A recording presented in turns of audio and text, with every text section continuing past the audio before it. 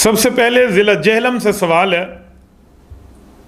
حافظ محمد انس ضلع جہلم سے پوچھتے ہیں، مفتی صاحب یہ جو خنثی یعنی خواجہ سرا ہوتا ہے، اس کے وفات کے بعد اس کے غسل، اس کے کفن، اس کے دفن اور اس کے جنازہ کے بارے میں شریعت اسلامیہ کیا بتاتی ہے؟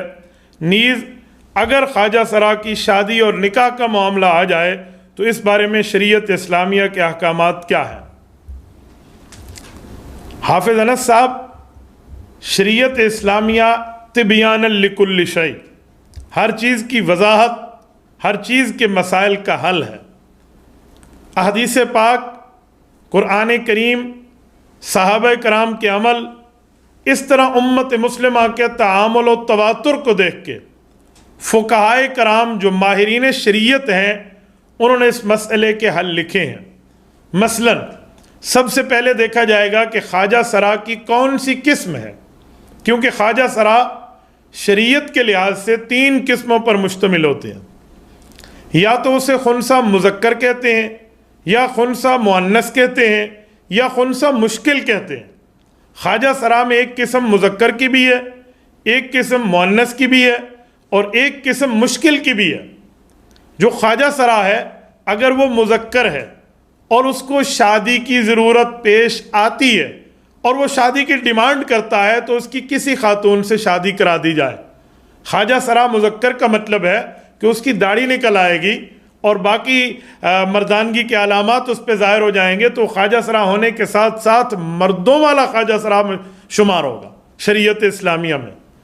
اسی طرح خواجہ سرا کی دوسری قسم ہے، مثلا اس کو ایام مخصوصہ آ جاتے ہیں، ڈیز آف دا مینسز، حیض کے ایام شروع ہو جاتے ہیں، وہ مؤنث خواجہ سرا مشہور ہے۔ مؤنث خواجہ سرا اس کو شمار کیا جاتا ہے، تو اس کی اگر کسی مرد سے شادی کرا دی جائے تو اس کی ترتیب اپنی ترتیب پر یہ پوری شریعت اسلامیہ سے علماء سے مشورہ کر کے بات کی جا سکتی ہے۔ اور خواجہ سرا مذکر ہوگا تو اس کا عورتوں سے پردہ، اور خواجہ سرا مؤنث ہوگی تو اس کا مردوں سے پردہ۔ تیسری قسم ہے خواجہ سرا کی خنثی مشکل۔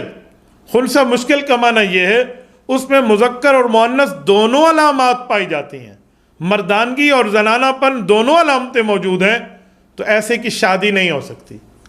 اور ایسا خواجہ سرا اگر فوت ہو جائے تو پھر اس کا کفن، دفن اور غسل کے احکام بھی سمجھ جائیں۔ آپ نے خواجہ سرا مذکر کے جنازے کو تو مرد غسل دیں گے، مؤنث کے جنازے کو عورتیں غسل دیں گی، لیکن جو مشکل قسم ہے اس کو غسل نہیں دیا جائے گا، بلکہ ہاتھ پہ کپڑا لپیٹ کے، اس کا محرم رشتہ دار ہو تو ٹھیک ہے، نہیں تو کوئی اور آدمی اس کو تیمم کرا دے گا۔ فَلَمْ تَجِدُوا مَاءً فَتَيَمَّمُوا صَعِيدًا طَيِّبًا، قرآن کریم نے جو عام حالات میں امت کو تیمم سکھایا ہے پانی نہ ملنے پر، یہاں خاص حالت میں پانی ہونے کے باوجود بھی اس کو تیمم کرایا جائے گا اور تیمم کرا کے اس کو دفن کر دیا جائے گا۔ اس کے لیے بس یہی ترتیب ہے۔ اور اس کے جنازے میں تو جنازہ تو بہت آسان سی چیز ہے، اگر خنثی مشکل ہے یا خنثی مذکر ہے یا خنثی مؤنث ہے تو اس کا دیکھیں گے بالغ ہے یا نابالغ ہے۔ نابالغ ہے تو نابالغوں والا جنازہ، اللہم اغفر لحینا و میتنا بالغوں والا ہے، اور نابالغ کے جنازے کی اپنی ترتیب موجود ہے۔ نابالغ بچی کا جنازہ بھی آپ پڑھ سکتے ہیں، بچے کا بھی آپ پڑھ سکتے ہیں۔ اللہم اجل ہولانا، اللہم اجل حالنا کا جو جنازہ ہے مؤنث اور مذکر کے فرق کے ساتھ وہ آپ پڑھ سکتے ہیں۔ مؤنث ہے بچہ ہے تو مؤنث بچی والا، اور مذکر بچہ ہے یعنی خنثی مشکل تو بچے والا جنازہ۔ اور اگر وہ مرد یا عورت کی کسی ایک قسم میں یا خواجہ سرا مشکل کی قسم میں ہے تو اللہ نے مرد عورت کا جنازہ ایک ہی رکھا ہے، اس لیے مرد عورت کے جنازے میں تو کوئی فرق نہیں ہے۔ بالغ نابالغ کا تو فرق ہے لیکن بڑوں کے جنازے کا فرق نہیں ہے، تو اس طرح ان کا جنازہ بھی کر لیا جائے گا۔ حیدر علی صاحب پوچھتے ہیں، مفتی صاحب میں اپنی جراب پر مسح کرنا چاہتا ہوں، کیا جرابوں پر مسح ہو سکتا ہے؟ جناب حیدر علی صاحب، کون سی جرابیں جو صحابہ کرام کی زمانے میں تھیں منعل، ان جرابوں کی آپ بات کر رہے ہیں جو پاکستان میں ناپید ہیں، ملتے بھی نہیں ہیں، تو آپ کے پاس جرابیں وہ کہاں سے آ گئیں؟ آپ کے پاس تو یہ انہی جرابیں ہوں گی جو ساکس ہم سارے پہنتے ہیں، اس پر مسح نہیں ہوتا۔ مسح ہوتا ہے ان جرابوں پر جو منعل ہوں اور اس پر پوری شرائط شریعت کی ترتیب پر لکھی ہوئی موجود ہو، سخینین اس کی ترتیبوں میں شامل ہے، رقیقین اس میں شامل نہیں ہے، مجلد منعل کی پورے شرائط پوچھنے پڑیں گے، ورنہ عام جرابوں میں تو مسح نہیں ہوگا۔ تو اسی لیے آپ موزے رکھیے، موزوں پر مسح کیجئے، چاہے اس کے اندر آپ جراب پہن لیں، پاؤں کے اوپر موزہ پہن لیں، پاکیزگی باوضو حالت میں۔ پھر اگر وضو ٹوٹ جائے تو آپ سارا وضو کریں اور سردیوں میں موزے پر مسح کریں، کیونکہ یہ امر تعبدی ہے۔ رسالت مآب علیہ الصلوۃ والسلام نے اس پر مسح فرمایا ہے۔ حضرت امام اعظم ابو حنیفہ نعمان بن ثابت المتوفی 150 ہجری رحمہ اللہ ارشاد فرماتے ہیں، ہمارے پاس طرز اضافہ کی ترتیب پر حدیث آئی ہیں، سمندر کے بہنے کی طرح، جیسے ایک بڑے پن کو بیان کیا جاتا ہے، اتنے صحابہ اکرام کی حدیث آئی ہیں 80 کے زائد سے لگ بھگ، کہ حضور پاک علیہ السلام نے موزوں پر مسح کیا، موزوں پر مسح کیا، موزوں پر مسح فرمایا۔ تو ہم اس لیے مسح کے قائل ہو گئے ہیں، ورنہ مسح کا ذکر اللہ کے قرآن میں نہیں ہے۔ پاؤں پر، سر پہ مسح کا ذکر تو ہے سورۃ مائدہ میں، پاؤں پہ مسح کا ذکر نہیں ہے۔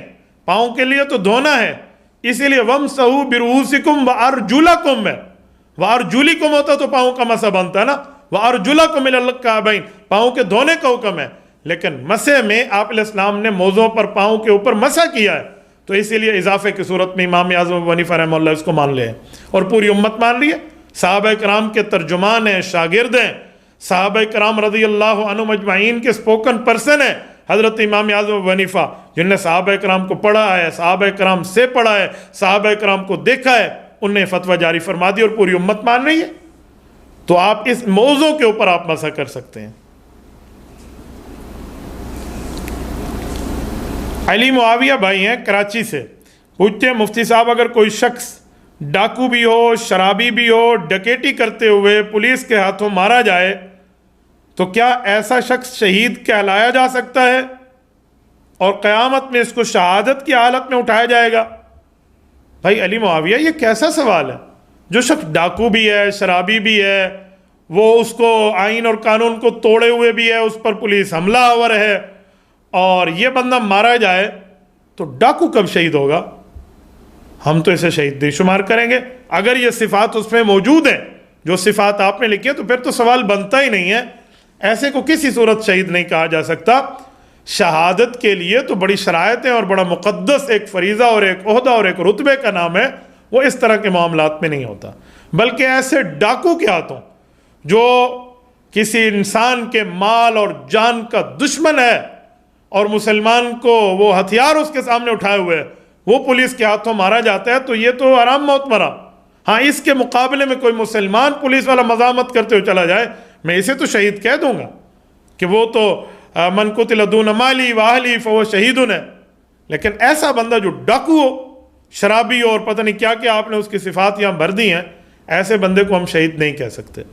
محمد عبدالاحد صاحب ہیں خانقاہ ڈوگراں ضلع شیخوپورہ سے، کہتے ہیں مولانا صاحب میرا سوال یہ ہے کہ اگر کوئی شخص قسم کھا لے کہ میں یہ کام کروں گا اور بعد میں وہ یہ کام نہ کرے، پھر اپنی قسم کا کفارہ ادا کرنے لگے، تو وہ اس کا کفارہ ادا کرنے کا طریقہ کیا ہوگا، یہ ارشاد فرما دیں۔ بھائی عبدالاحد، قسم پوری نہیں کی تو اس کا کفارہ ہے۔ اس کے کفارے میں 4 چیزیں ہیں جسے قرآن کریم بیان کرتا ہے، یا تو غلام آزاد کریں، یا 10 مسکینوں کو 2 ٹائم کا کھانا کھلائیں، یا 10 مسکینوں کو کپڑے پہنائیں، اور یا آپ 3 روزے مسلسل پے در پے رکھیں۔ تو یہ 4 چیزیں ہیں۔ اب غلام آزاد کرنے کی ترتیبیں تو ہیں ہی نہیں، لہٰذا یا تو 10 مسکینوں کو 2 ٹائم کا کھانا کھلائیں گے آپ، یا آپ 10 مسکینوں کو کپڑے پہنائیں گے، اچھے سے ان کو سوٹ پہنا دیں، بہت بہتر ہوگا، اور اسی طرح یا تو آپ 3 روزے رکھیں گے اور مسلسل 3 روزے آپ کو رکھنے ہوں گے۔